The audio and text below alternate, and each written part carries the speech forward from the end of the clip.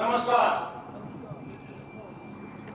मंच पर विराजमान परम आदरणीय डॉक्टर राजेंद्र टीकालंकार ओएसडी महामहिम राज्यपाल गुजरात श्री रणदीप सिंह आर्य चेयरमैन आर्य बाल भारती स्कूल जिला पानीपत, श्रीमती सुनीता आर्य सरपंच साहिबाग ग्राम सेवा पानीपत, आर्य बाल भारती स्कूल के प्रिंसिपल महोदय श्री सत्यराम आर्य जी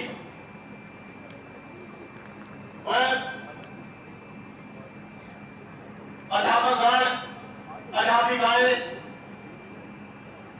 पूर्व सैनिक साहिबान व मंच पर बैठे सभी सम्मानित सदस्यगण, मातृशक्ति अरवर बलिदानी रणवीर सिंह ये परिवार के सदस्य, मेरे सामने बैठे बच्चे, इस देश का भविष्य, पत्रकार व छायाकार बंधु, आज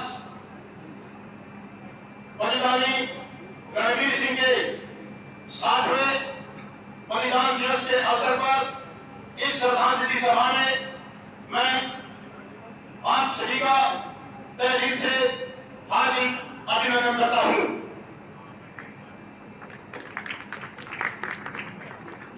शहीदों की चिताओं पर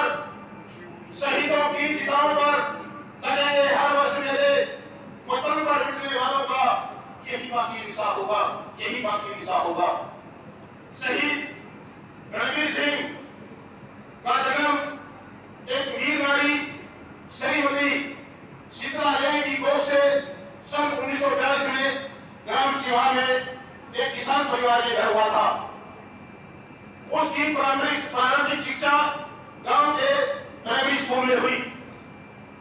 शिक्षा पूरी करने के बाद रणवीर सिंह शरीर से हष्ट-पुष्ट, निडर, साहसी होने के कारण उसने सेना के अंदर भर्ती होकर देश सेवा करने का जज्बा था और बड़े होकर मात्र 18.5 साल की उम्र के अंदर वे सेना के अंदर सन 1961 में भर्ती हो गई। जब उनको ट्रेनिंग के लिए जांच सेंटर रूप ट्रेनिंग के लिए भेज दिया गया तो उस समय उसकी उम्र मात्र 19 वर्ष थी।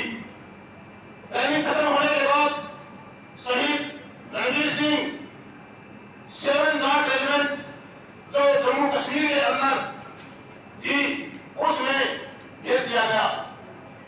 थोड़े दिन बाद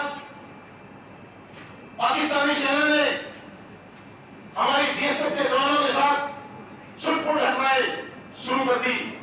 जो अक्षेत्र रण कच्छ का रण था उसमें हमारे सैनिकों ने हस्तक्षेप करना पड़ा।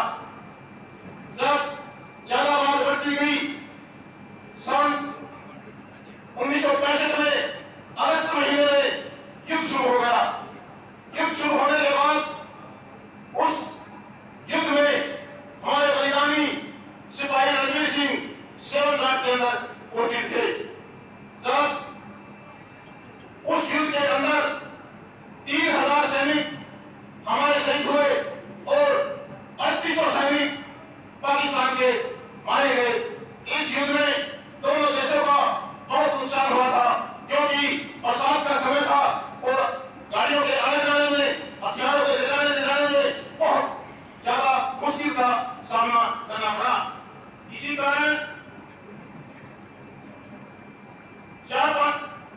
उन बलिदान हुए सैनिकों ने 9 सितंबर 1965 को भारत माता की रक्षा करते करते सिपाही रणवीर सिंह ने 4-5 सैनिकों को मौत के घाट उतार दिया और वो अपने सीने पर गोली खाकर भारत माता की गोद में जब सोने की तैयारी कर रहे थे तो उन्होंने भारत माता से कहा, मुझे ना वतन चाहिए ना धन चाहिए, बस अमन से भरा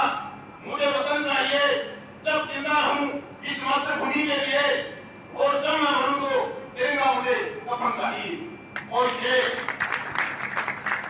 बलिदानी रणवीर सिंह ये बातें कहकर भारत माता को और भारत माता की गोद के अंदर हमेशा के लिए सो गए, जिसका आज हम 60वां बलिदान दिवस मना रहे हैं, 37 साल का बलिदान दिवस मना रहे हैं।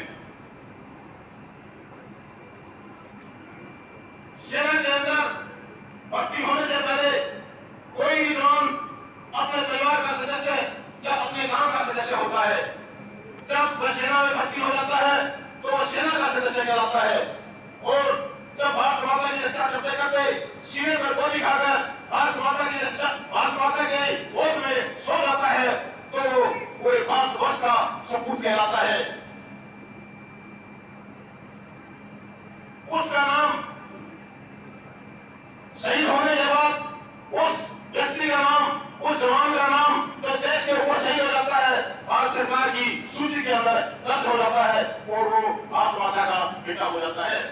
मैं समाज के उन सभी नौजवान साथियों को एक विनती करता हूं कि आप सेना की तरफ रुचि दिखाकर भारत माता की सेवा करें, क्योंकि देश की सेवा करने से, राष्ट्र सेवा करने से इससे बड़ा कोई धर्म नहीं है।